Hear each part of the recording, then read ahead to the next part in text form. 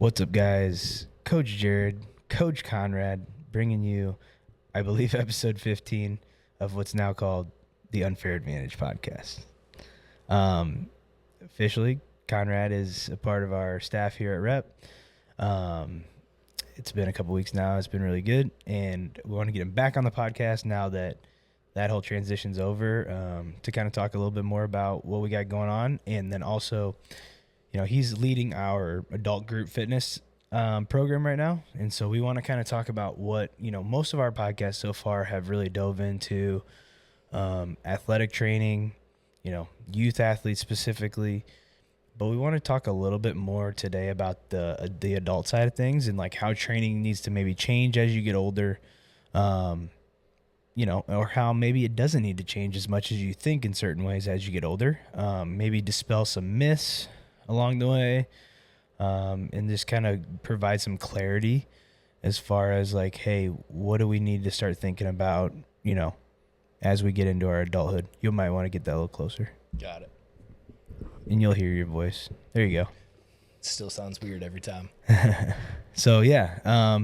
Coach Conrad, remember, he's, has a vast history in exercise, science, training, long time, 10 years, about 11 years maybe? Coaching? Yeah.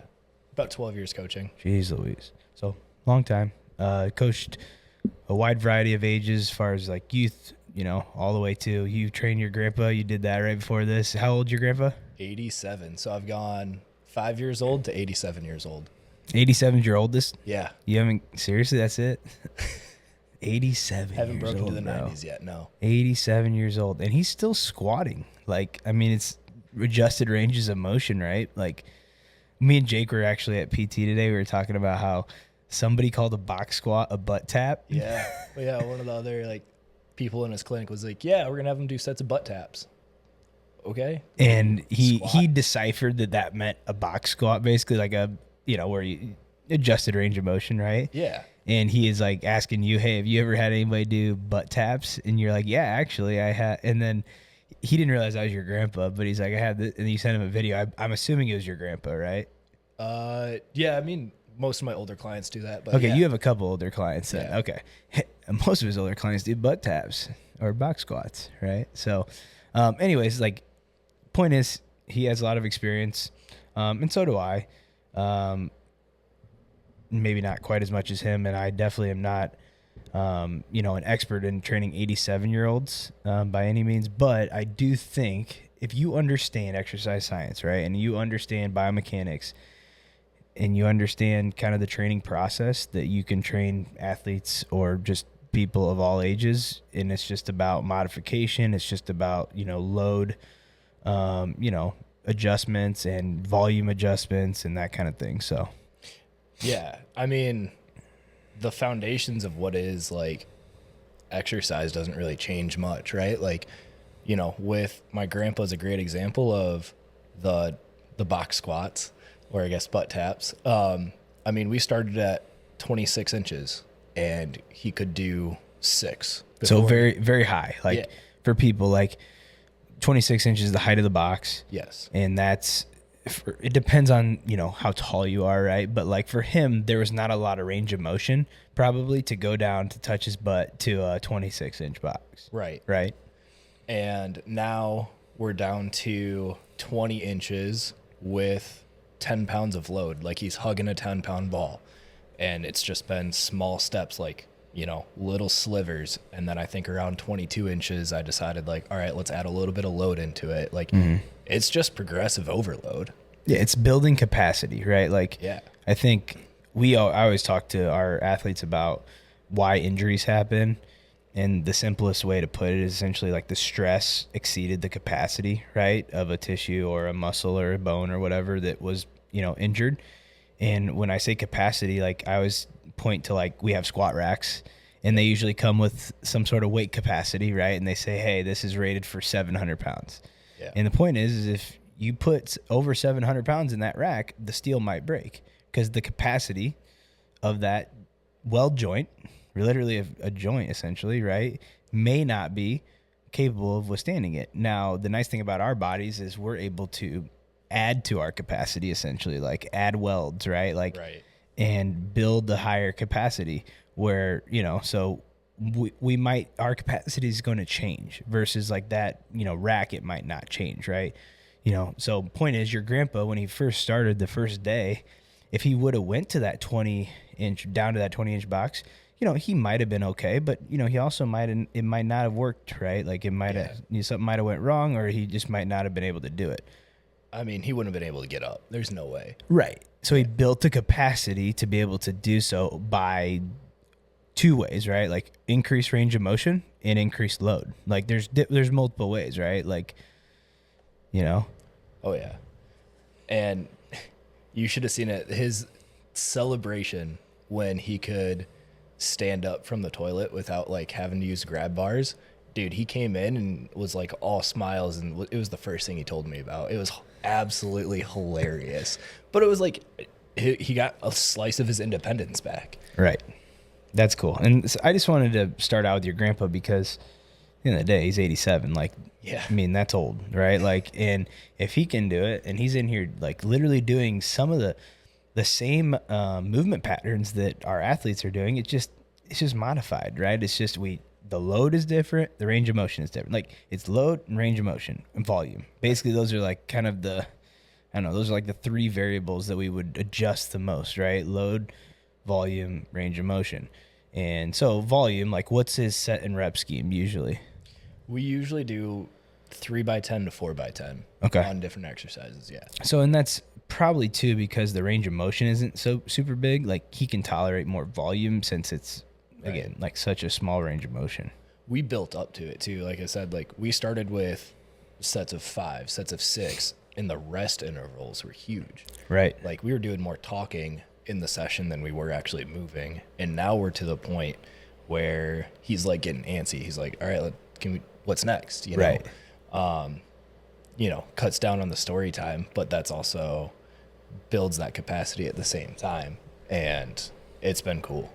Yeah. So anyways, we hear a lot of, now like our adult clients, they, might come in and they might say, a lot of them say might bring their kid in first and they're like, well, I want to train, but I can't do what he does. And it's like, well, you're going to do the same movement patterns. Probably. We're just going to change range of motion, load, right. Or volume. I mean, for the most part, those three things can take care of it. Now, at 87, he's not doing it, and this doesn't change what I said, but he's not doing maybe certain exercises, right? Like he might never do certain exercises, but that doesn't mean the movement pattern he doesn't do.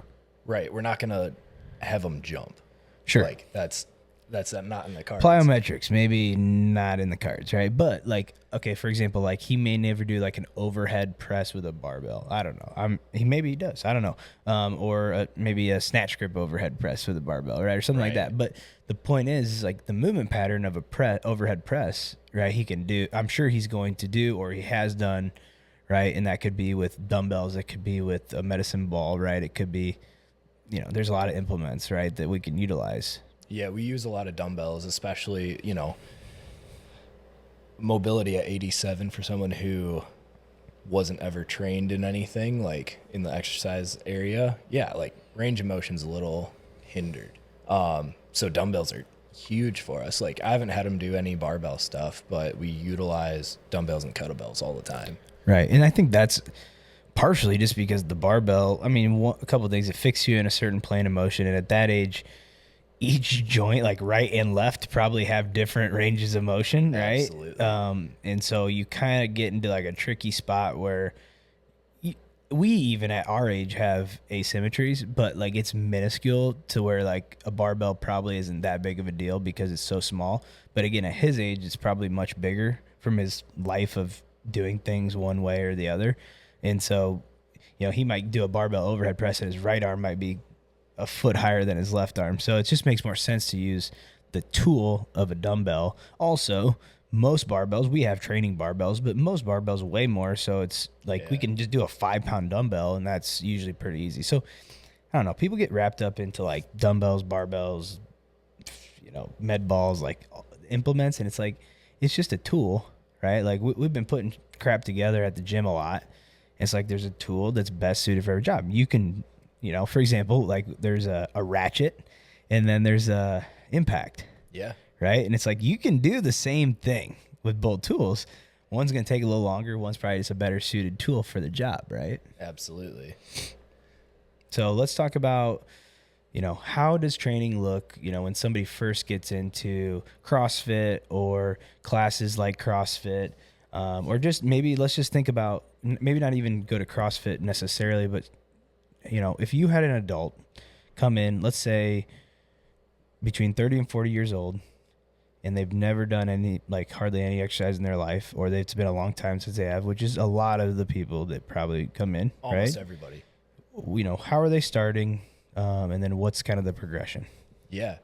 So again, most people that come through the door, through my experience, are exactly in that range that you described of like either, I was in the weight room in high school 20 years ago. We were kind of coached, kind of not, or just flat out like never done anything and decided it's time to make a change on that, and or tried bodybuilding at the Y, et cetera, et cetera. Like I just need someone to actually kind of be there.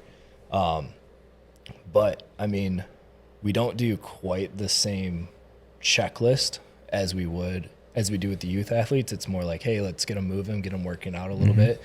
But the first thing I always do with them is air squats, push-ups, and ring rows. So movement pattern wise, and everybody has their own lingo for it, but like to me, I'm like air squats, like a lower body push. That's the way my brain thinks of it, right? Because I'm thinking like upper body, lower body, similar, biomechanics. So I'm thinking a squat, I call it like a lower body press, because it's in that sense, it's going to be something that's mostly going to be like leg extensors, right? Quadriceps. Also, of course, you're going to involve some of your hip extensors, right? Glutes, hamstrings, low back. So you got, air squat's going to be like your lower body push. At least that's what I would call it. You said ring row. Yep. That's going to be like your upper body pull. Horizontal right? pull, absolutely. Yep. So you can even get a little bit crazier and go horizontal pull, vertical pull, right? But just generally speaking, upper body pull. What else did you say? Push-ups, so upper body push, right? Yeah. Horizontal push, but and then there's obviously going to be like a lower body hinge or a pull, right? So probably going to start out with like a kettlebell deadlift or some sort of hinge RDL maybe. That's in the second day usually. Second day. Yeah. Okay. Yeah, so the first day typically is like, when someone goes into the air squat, obviously we do a brief breakdown of like, hey, here's the key things we're looking for. But you get to see a lot in the first 3 to 6 air squats, right? Of like, all right, how balanced are they? That's honestly one of the things that I see a lot, is they have like no control of foot placement or, weight distribution. How are the knees tracking? Can they, like, what's the core strength like? Can they stay upright? Like, you can find that pretty quick in the first 2 air squats typically. Yeah. Same thing with the push-ups, it's all right, how do the shoulders we get the huge wing out, huge internal rotation, or are they able to hold that more neutral position? Again, back to the core strength, like, are they able to hold themselves up, or do they sag or have to like hike back to be able to support themselves somehow, and then ring row, or TRX row, whatever people are familiar with, the more you walk yourself forward, the more difficult it is. So we can very much find that first of like, oh, this is the level that I'm at. This is where my feet need to be. I love ring rows. Like, I can make them hard for me, and I can do damn near 30 pull-ups, and I can still make them hard, just by whether it's a, elevated feet, pause at the bottom, pause at the top, some sort of tempo, like, and then point is like, sometimes to modify things like we're talking about, you have to completely change the look of the exercise. A ring row, it's actually one of the only exercises that I've realized you can modify mid-set. Like, for example, like you can't, unless you have 2 people on the sides of you on a back squat taking weight off the side, you can't really, like, if it gets too hard and you say you want to do 10 reps, you get to 5 and you're like, I'm not doing this for 10. You can't really, like, you got to rack it, right? Yep. Take weight off. A ring row, you like, I'm gonna walk my feet backwards Yeah. a little bit. Take 2 steps back. You don't even have to let go. All right. I don't know. Like I just like it's if you think about it, there's not too many exercises like that. No, not at all. I mean, push-ups, you can drop to the knees really quick, but even that, like, But it's not as gradual. right. It's like a hard easy. Exactly. You know, where ring rows is like very like 1 inch back. Yeah. You can maybe do another rep. Okay. 1 more inch, another rep. Right. So, anyways, so that's day 1. Kind of day 2. Day 2 is a lot of, I mean, we see the hinge in the warm-up. Usually we bring a kettlebell into play, and we do like a Russian swing. So even kind of before like a deadlift, I like having that more elevated hinge so that we can see the pattern before we try to pick something up off the ground so that we can build to the ground as we need to, you know? Russian swing just being a swing to eye level, right? Basically, yeah. Just want to, I like to, I don't know if we have all these educated people. So. That's fair. Yeah. Yeah. And then we do a lot of overhead stuff. So, you know, kind of what we're really walking through is like the on-ramp into class right now. So we do a lot of the shoulder to overhead, barbells. If I have had some people that we need to go to dumbbells because they like don't have the ability to get their shoulder free enough into a front rack position. Again, dumbbells are super useful there of like, now I'm not locked in based on what the other arm is doing. And we start to, in the CrossFit world, say, well, like we're implementing gymnastics at the same time. And honestly, that just starts with, can you hang on to a bar for 10 seconds with your body weight? So without any pain, can you hang on? And everyone's like, well, my hands hurt. It's like, all right, I don't care about like your hands hurting on the pull-up bar. Yeah, that's like we're talking calluses now. Like we're talking like superficial skin. Like that's not really a muscular thing, right? Like, yeah. Does your shoulder feel like it's going to rip out of its socket? Right. Or are you good? You know? And then from there, you know, that's when we start to build into, okay, maybe we do a little gymnastics kit. Maybe we start to talk about like a knee raise type stuff from there. Very minimal movement though. Yeah, absolutely. So that's most of day 2. Again, overhead pressing, a little bit of gymnastics work. Day 3 is really hinge day. So that's where we go deadlift. And again, if we need to change the range of motion, like we can elevate with plates so that we're building down to the ground from there. Real quick, I want to jump in because everybody hates or deadlifts get a bad rap, right? Absolutely. And they get a bad rap both with kids and they get a bad rap with adults. And I understand where the bad rap comes from. I don't want to say that like I don't understand it and I've not seen maybe some of the things that can be issues. But I want to explain why we shouldn't demonize the exercise. Just like a parallel to this would be like, don't demonize foods, right? Like demonize the way in which the food is consumed. And certain foods are more easy to consume at a great amount, right? Yeah. Sugar, highly processed foods, you can eat a shitload of them and you can get fat from it. But it's not the sugar necessarily that's causing the fatness. It's the fact that the sugar tastes so dang good and you can eat so much of it, and that's what's causing it, right? And so it's kind of the same thing with deadlifts, bear with me, is that it's very easy to go very heavy because it's such a simple exercise, right? And therefore lose certain form and basically overdo it, right? So I think that's like where it gets the bad rap comes from too much range of motion maybe at a specific time, too much load at a specific time, or too much volume at a specific time. And it's those 3 variables. And I always tell people, like in high school, we get a lot of high schools that we work with that don't like deadlifts, for example, but they'll program a hang clean or a clean, which is hilarious. It's like, so what did you do to get the bar from the ground to the clean position? Pretty sure that was a deadlift. So, Man, magically floated. Right. Well, actually, some schools will take it out of a rack, which is just, man, I hate it. But Does it's it hurt just your soul? Yeah, because it's like, dude, it's so light. Like if you're cleaning it, it's not very heavy relative to your max deadlift. If you can't pick that a weight that you're able to hang clean, specifically off the ground, and if you're doing power cleans, you're obviously taking it off the ground already. Then you shouldn't be lifting the weight, right? And that's what another thing is like, wait, so you think it's okay to like dynamically, and I'm a freaking Olympic weightlifter, you're right? I should be a zealot when it comes to the Olympic lifts, but at the end of the day, if you don't think you should deadlift it, then you shouldn't be cleaning it.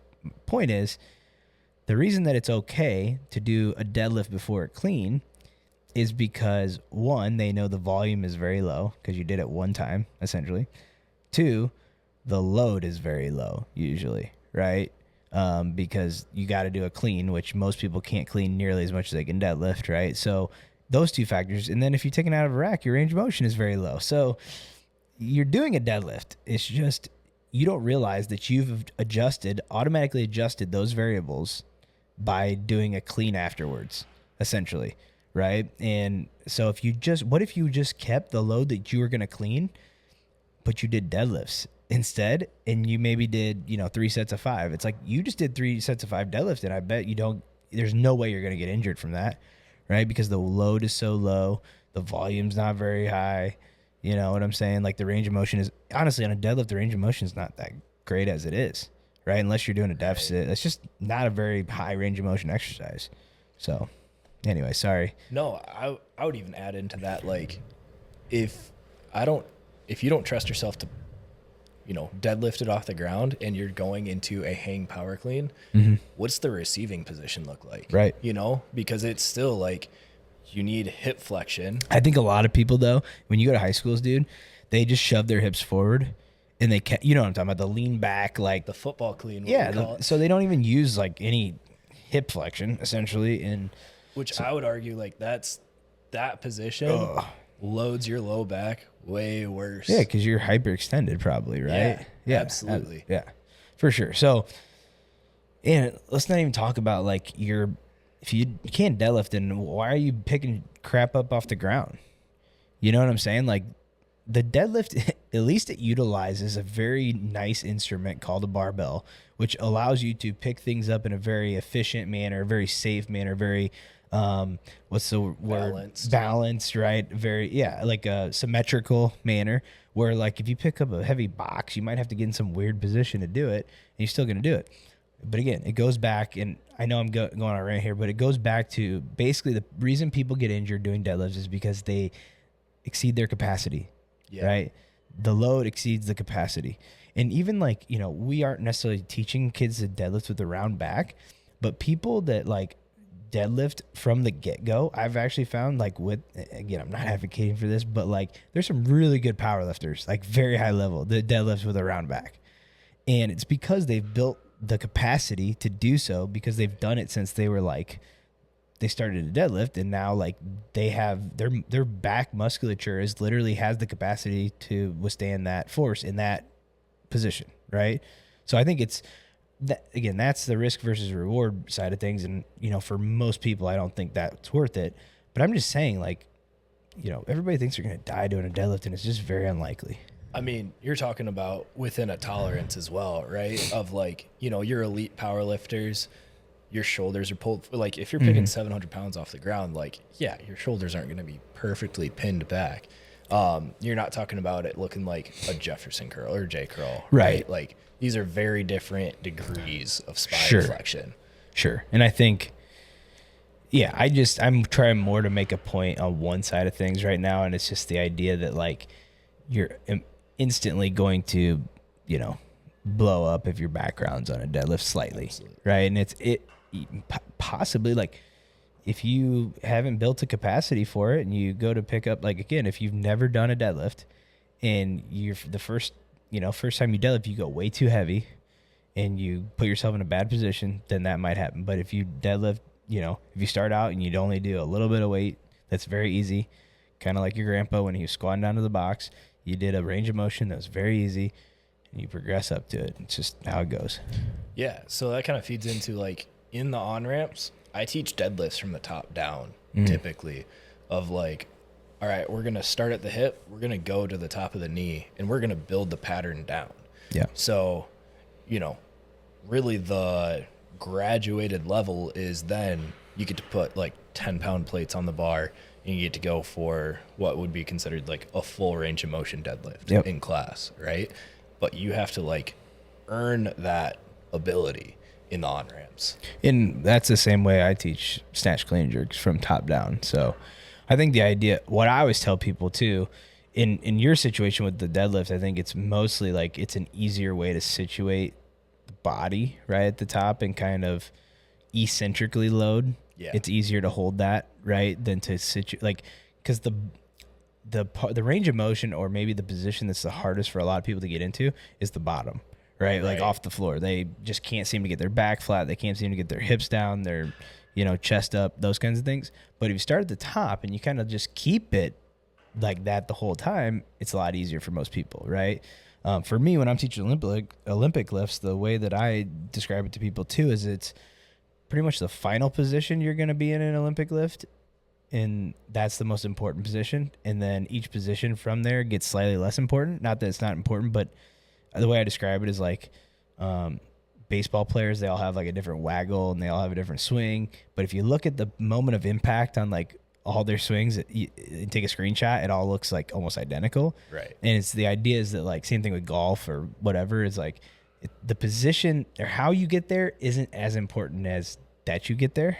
Right. And so that's why I'm like, hey, as long as you can get to this basically power position, the other stuff's important, but that's the main thing. I'm surprised you didn't go free throw on that with like free throw routines and everything. Yeah, I mean that's I say that's like so far away, like the routine is, but no, I mean it's very similar stuff. I say whatever sport they play, I usually everybody's got a different wind up for a volleyball swing, right? It's going to be a little bit different. Throwing a baseball, right? Like, I mean, mechanically, everybody looks pretty different. And then if you take like a screenshot again at like that kind of like, I don't know, this position right here, this kind of like 90-degree arm position, it's like they all look pretty similar. So it's like if you can figure out how to get there, you're probably pretty good, right? So right. How do you wrap up kind of on ramp into classes? So transition from on ramps into classes? I guess like you have what? Did we do day 4 yet? No, but day 4 is basics of Olympic lifting. Okay. So I like teaching the snatch first, honestly, just because once we can get the concept of, hey, the leg drive moves the bar, then if we try to teach that and like the turnover on the clean, too many things start trying to fire in the head, right?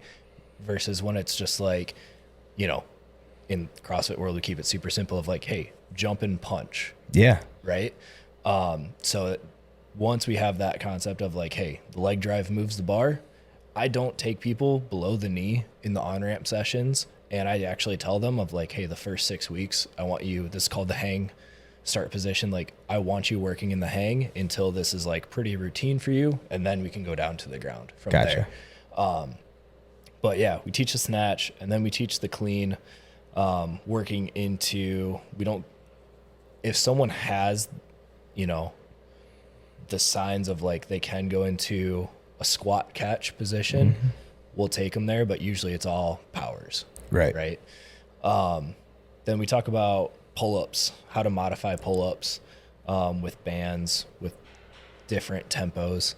And we finish on a row because it's just kind of like, just go, burn it out. We got a lot of people that you tell them pull up and they're like, I can't do a pull up. It's like, actually, I bet you can. You just got to add a lot of bands maybe. Yeah. Right? Like, or it might not be as many bands as you think, but everybody, again, it goes back to like, you can probably do most exercises. It's just going to be how we change them, how we modify them, which a pull up, you're just really all you're doing is you're modifying load by reducing your body weight via adding a band. Right. So. And like, especially with the color-coded bands, it's like, all right, I have 2 greens. In a month from now, I want to be at a green and a blue. I love it. It's like, I mean, everything in that we do is quantifiable. And that's the way you quantify. You can like barbell stuff. Oh, I added 1 kilo or I added 1 or 5 pounds to, right, my weight from the last time I did this. You quantified that you got better. Right. Versus, and what you're saying, and we tell this to all of our athletes too, is like, hey, right now you're doing 2 green bands. Maybe we do 2 green bands until we can do it 10 times. And then now we don't ever use 2 green bands again, for Right. example, right? Maybe now we use a green and a red.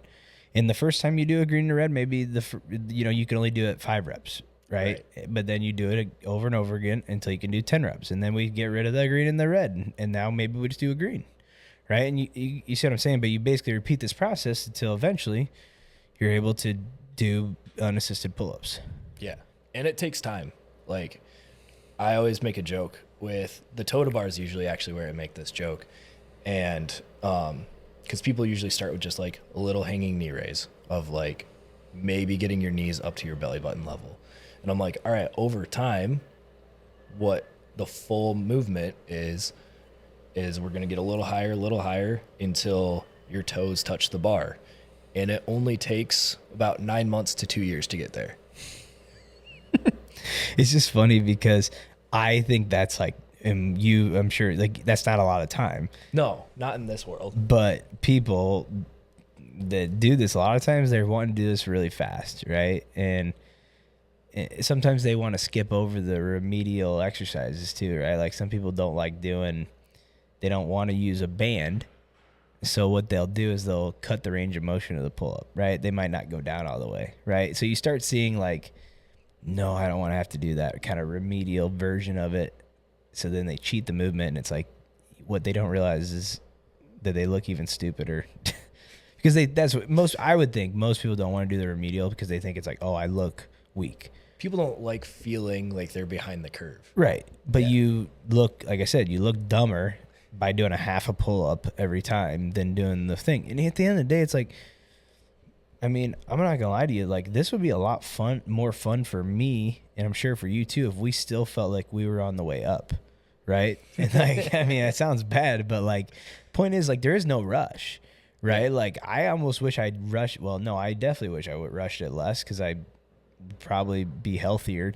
But also, like, maybe I would be, not as good, and therefore more room for improvement. And just, I don't know. Like, the point is like, there is no rush, and 9 months to 2 years is literally nothing. I mean, you've been doing this for 12 years. I think I've been doing this for like 10. So, yeah. I mean, I forget who I was listening to because it was probably 8 years ago when like Barbell Shrugged was big and everything. And they're like, yeah, you're a novice for the 2 years that you're starting Olympic lifting. Mm-hmm. And I remember that clicking pretty hard of like, oh, like I'm 3 years into this. I'm out of novice. I'm into like beginner stages now. It was, yeah. Yeah. I just kind of, I mean, in Olympic lifting, I just say like beginner, intermediate, or novice, intermediate, whatever, and then advanced. I just kind of have 3 because for me, it's really what you're doing is you're describing how the training changes. So, or in like how the mistakes that you make change. So, for example, a novice or a beginner, I think their mistakes, or they're learning how to lift essentially, right? Like, so their mistakes are very similar actually because everything's a mistake, right? And you're learning everything, and you have to get better at everything.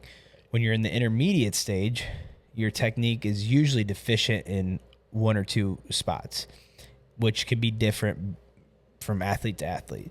Right. So intermediates, what we find, that's who really needs like hard custom programming to like fix their, what they're doing. So they might do a lot of complexes and a lot of like, certain things to fix their technique, where a novice, like, you're going to give 2 novices very similar programs because you don't even know what's wrong. Like, they don't have any issues because everything's an issue, right? It's like, so you just do this, develop some issues, and then when you develop the issues, we'll fix the issues that develop. Right. And some things are going to develop great, and they're not going to be issues, and that's awesome. Hopefully they never are, right? Like, certain things in my technique I always did well, or I seemed to develop, and then certain things I had to fix, right? But again, it's different for each athlete. And then an advanced athlete, they do everything well, nothing's an issue, but also maybe nothing's perfect. Yeah. Right? And so the training kind of goes from a novice or a beginner shouldn't miss a ton because it should be light enough to kind of just work on your technique. They're still going to miss, don't get me wrong. I think an intermediate will miss all the time because they're trying new things. Like, they're trying new feels, right? Like a novice is just kind of, or a beginner is just like going off what feels good to them. It's kind of like, I mean, golf, if like you get to the point where like you're going to develop like a certain swing pattern, and then when your coach tries to fix it, it's going to feel like shit. And you're going to hit it like absolute shit for a little bit, right? Like, but the problem is you have to just go with it. You can't like, well, I hit it better my way, right? That's basically like, to me, is when you're going from novice to intermediate in weightlifting, is like when you get pretty decent, but you get decent in a way that's going to have a ceiling to it. Yeah. Right. And then you have to kind of take a step back in your technique where it's going to start feeling like crap, but it's going to be correct. And then you're going to go from there. So anyways, I think intermediates are going to miss a lot in training, miss a lot of attempts because they're trying new things, trying new feels. And then you get to advanced athletes, they're actually going to miss a lot less again because their programming, they're probably going to miss the least amount because their programming should be so dialed in that like they're maybe not going to singles all the time. They're, it's like they maybe are doing like a 12-week cycle or even longer just to get like a 1 kilo PR. Right. And it's a very systematized approach. And they're probably just also just getting stronger. I think that's the other thing is like when you're an advanced weightlifter, your technique is usually pretty darn good. So the way you get better is just by getting stronger in each position. And that's just time and strength work. It's not like a matter of changing your technique a ton. So does everybody become advanced at some point? No, because not everybody fixes those problems that develop when they become an intermediate. Yeah. So I mostly asked that because, like, obviously my background, CrossFit classes, CrossFit people, the goal of 95% of the people that come into our classes, their goal is not to compete to that next level. Their goal is not necessarily to be advanced. That's my definition too. Bear with me on that. But what I would say, they're probably just trying to get to intermediate where they maybe have some issues that are going to limit their absolute max they could ever do by 5 to 10 kilos, but it's okay. Like they don't need to fix those. I really want you to come into the classes and start talking in kilos. That would be sorry. Like, I'm just messing with you. Yeah. It's funny because the programming that we use, it like says kilos at the bottom and I delete it every time because I'm like, nobody's going to care what this is. So yeah, no, but honestly, like as long as they're doing it safely, I think their biggest goal is to get to like an intermediate stage. It's like, again, most people, when they want to get good at golf, they really are trying to get to like an intermediate stage. Yeah. Where it's like, they know their swing doesn't look like a PGA Tour pro, but they can hit it down the middle, 9 times out of 10, and they make a lot of pars when they play. Now, until they fix certain things with their swing, they're never going to hit it like the pros do. But basically, it's when you get to the point where you don't think the lemon is worth the squeeze, right? Like, because to get from intermediate to advanced, dude, it's hard. Yeah. Right? It's hard to get from novice to intermediate, but like it's so much harder just to get to advanced, and it just takes so much repetition and so much focus that most people don't want to, or maybe even shouldn't want to put in the work and the specialization required to get from intermediate to advanced. Well, it's just a matter of like, again, coming back to the goals. Like, trust me, you do not want to see me swing a golf club, but the intention when I do like once a year is to just hang out with my friends and like have a good time, right? Like, right. Obviously I don't want to look like an idiot, and that's kind of like the people that I see every day of everyone wants to get better, right? They want to do things better, but they're not necessarily worried about, always being at the top of the leaderboard, qualifying, or even signing up for competition. So like we do get a good mix of people that, again, like, well, I want to get better at this. Can you help me? And we do what we can within the class, but it's not like I'm setting up complexes of clean pulls and snatch pulls to be able to work on how smooth someone can. Which is why we have barbell club, essentially, right? And like that's where some of the athletes, we do it a few times a week, and it's where athletes come in and all we work on is Olympic lifting, and each athlete in our barbell club has their own custom program. Yeah. Right? That is like tailored to what they need to work on, right? We do have a lot. I'd say we have we have mostly novices still in that, but we have a couple intermediates in that, maybe one or two advanced, and it's kind of cool just to see how the training's different with them. But yeah, I think really like we kind of shifted gears from like hey, basic to like Olympic lifting, just because I get carried away with that. But the idea that I think I want to get across is that we understand that not everybody wants to be an advanced Olympic weightlifter, and that's not only okay, that's probably advisable, right? And trust me, we're well aware of that, and we're not going to train you in a way that would, that you don't need to worry about us trying to make you into that, I guess. No, honestly, we treat everyone like it's a hobby in their real life, right?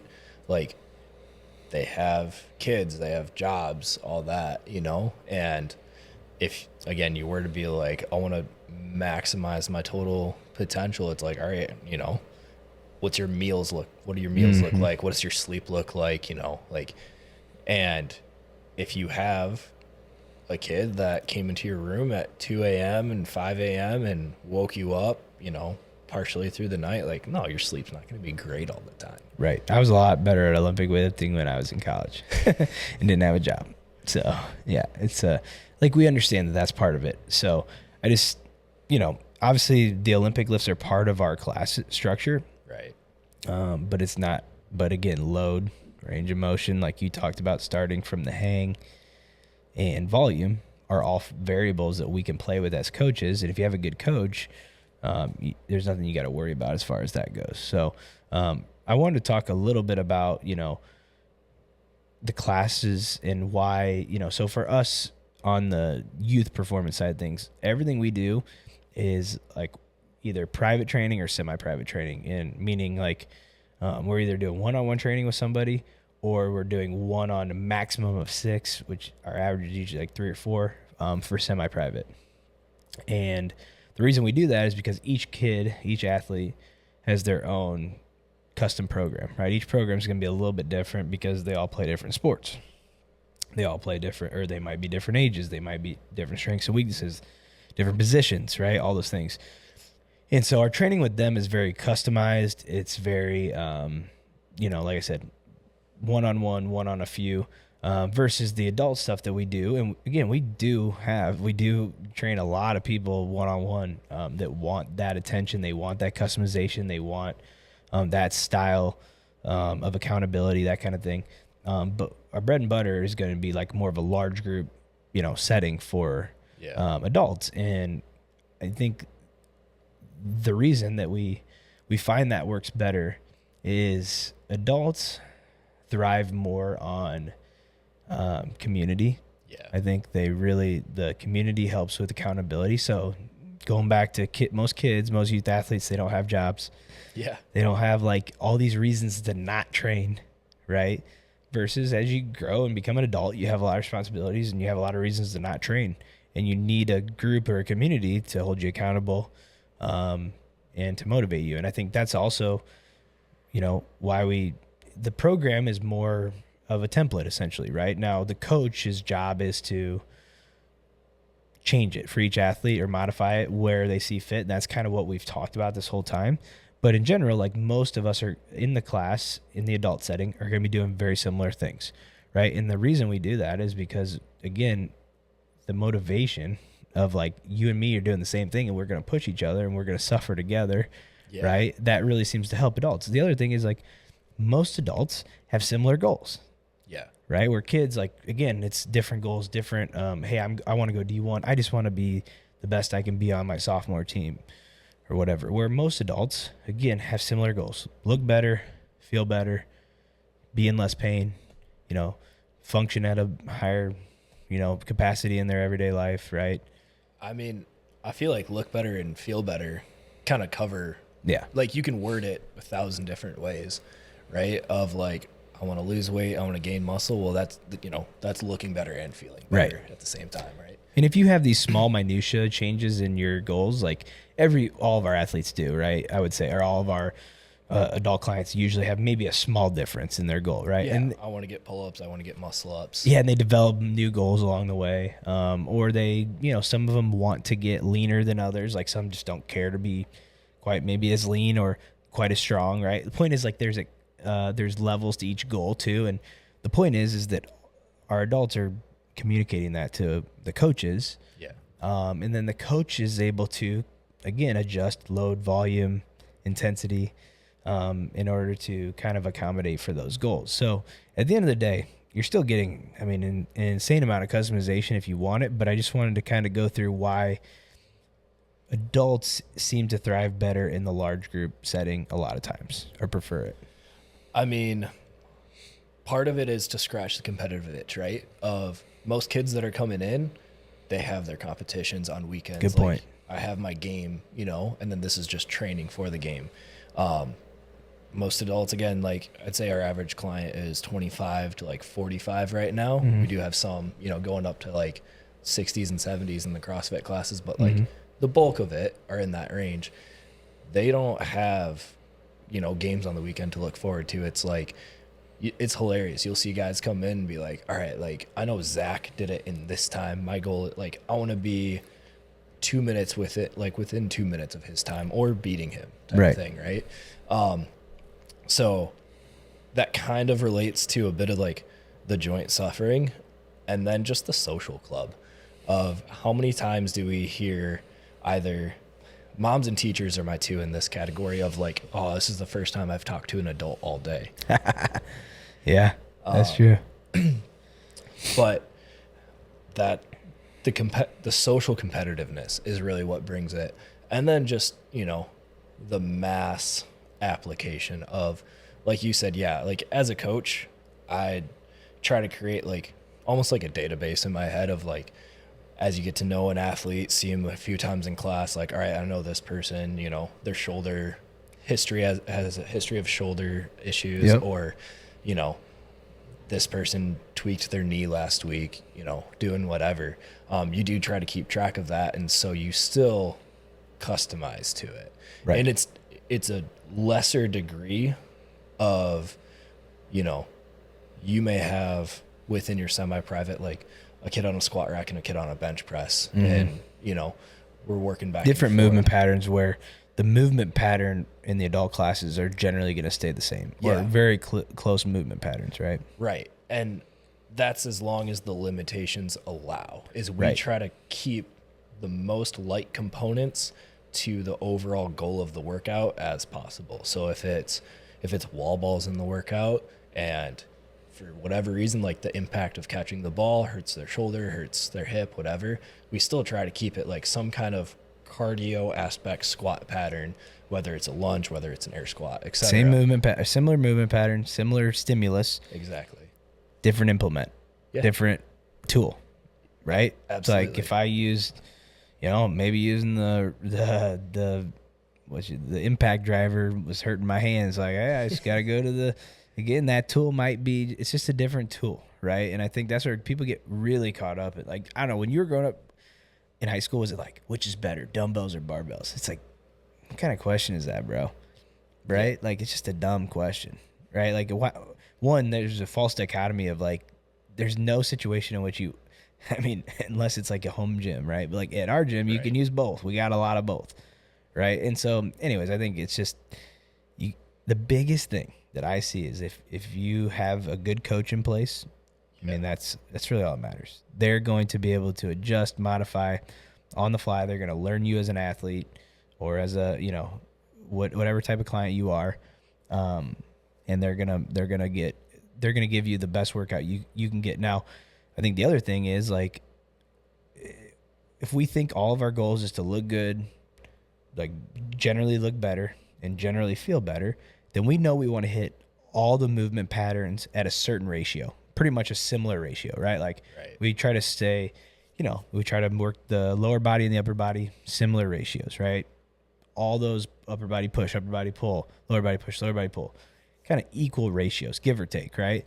Where an athlete at a certain sport, their sport might require more of one movement pattern than the other. Absolutely. And I think that's where the biggest difference is. Like, at the end of the day, even me now in my training, like as I got older, it's more just to be generally fit. And so I just try to create a overall healthy body where I'm hitting everything pretty equal.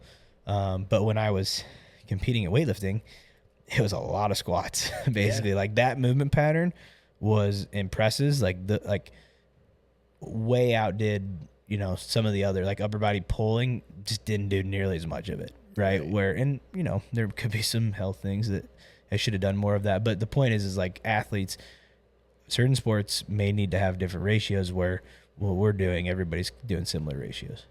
Yeah. And I mean, the more balanced we are, I mean, I know this is like the last time we talked, but again, like you're just building a better foundation. Yep. The more we cycle through. So I usually go squat, hinge, push, pull, and try to keep a balance across those. There you go.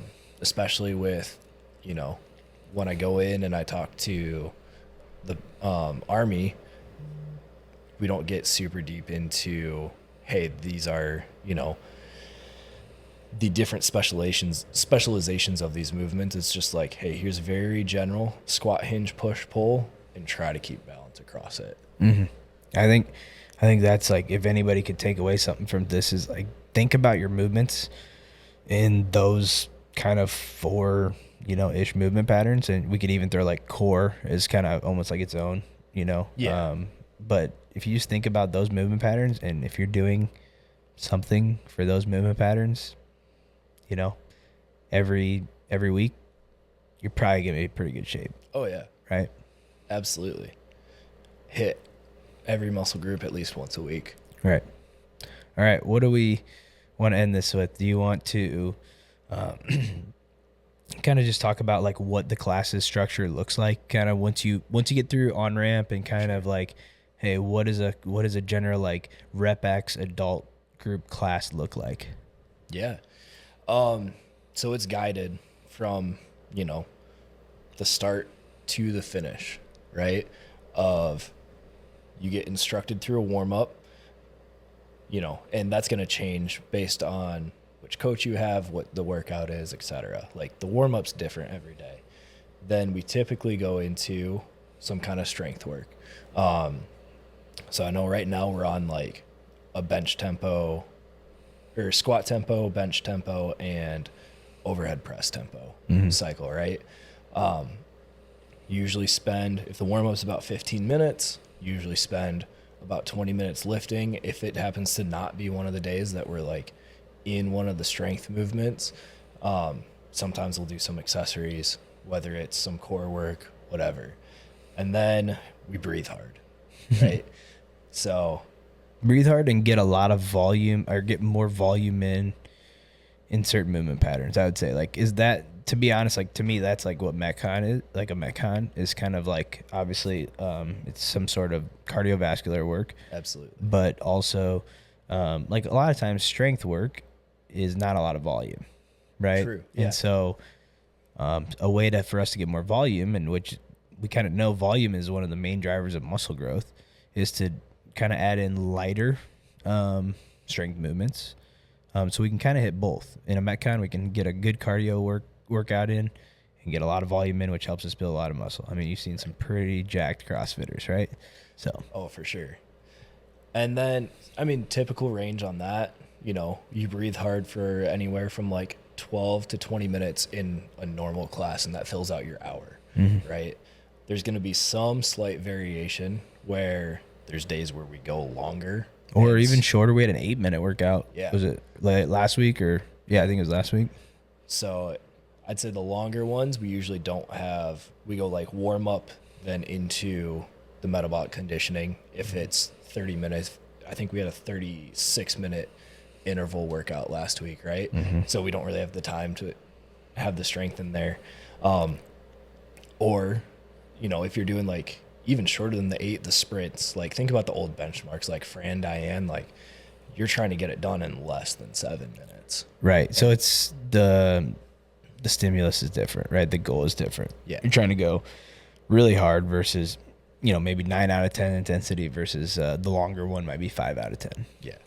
But 4 out of the 6 days or 5 out of the 6 days that you walk in, it's going to be more like, hey, warm up strength, and then somewhere probably less than 20 minutes of that metabolic conditioning stuff. Right. And then we usually end with, some accessory work. Yep. I found when I was doing CrossFit that one of the things that a lot of gyms missed out was like some accessory work. Yep. Nobody likes accessory work when you're done doing a hard metabolic piece, right? It's like, ugh, I'm dead. I don't want to do this. But I thought, I always found like I tried to train, like Rich Froning and like some of these top level athletes. And one of the things that they always did, I felt like better than most, like the average CrossFitter was they did a lot more accessory work. Yeah. Right. Like they did things that weren't going to get you necessarily out of breath terribly. And it was just going to be more get through the motions. Kind of almost like even some bodybuilding type stuff, right? Yeah, I think today's accessory is like the gun show version, right? Where it's like some bicep curls, and it's like, how often are you going to do bicep curls in a CrossFit class? And that's the thing is like I think a lot of we miss out in some of them in CrossFit or in like some of this like more metabolic style training. We don't do certain like non-functional exercises, right? Like we don't do a lot of isolation stuff, right? We're trying to do mostly like compound movements. So that's really what I would say what the like accessory work at the end is, kind of some of those pieces that we're kind of neglecting almost. We're trying to make sure that we fill the holes. But they move the needle if you are trying to get better at this certain thing. Like absolutely. Let's say, hey, I do struggle, or we have a lot of people that are trying to get into a pull-up or get into a muscle up, right? Like spending 5 minutes after class to then be like, all right, I'm going to do an extra set of pull-ups or do some other kind of lat movement, right? Yep. It definitely helps move the needle. We just we have an hour, right? And so that's been really cool to see how many people do stick around for the accessories after. That's same with me. Like I really pride kind of that accessory work just being something you could get done in 5 to 10 minutes maximum, right? But it's gonna it is going to move the needle. It is effective, right? And I think it's really just kind of giving you if I had to, it's basically like, hey, if I had an hour to work out every day, and I want my goals to be in the best shape of my life, that's exactly what these workouts are. Right? That's what I think I would do if that was my only goal, was to be in the best shape of my life and I had an hour to work out every day. Yeah. That's exactly what this would be. Yeah. Right? Some sort of strength, some sort of Metcon, right? Get out of breath, and then a little bit of accessory bodybuilding stuff. Yeah, absolutely. Cool. Well, Conrad's going to be on the podcast a lot more now that he's in here full time. Come check us out if you're an adult. Obviously, if you're a kid, get in here. You should already be in here. If not, our adult side of things is growing. I think we're probably close to 100 members on the Rep X side of things now, and the class sizes have been bigger, which is a good thing. It's a lot more motivating. It's a lot more fun to see. Is electric, it's awesome. Man. Yeah. So, and you're training alongside of all the people that are doing the same thing as you, but you also have other people in the gym doing kind of the maybe the powerlifting or the weightlifting. It's just kind of cool to have all that in one spot. I think it's really cool. So anyways, catch us next time on the Richmond Elite not the Richmond Elite podcast. Dang, man. I almost had it. The Unfair Advantage podcast. All right. If you don't understand what unfair advantage means, listen to the last podcast, because we kind of went over the irony of the Unfair Advantage podcast and how, you basically have to create your own unfair advantages in life. Cool.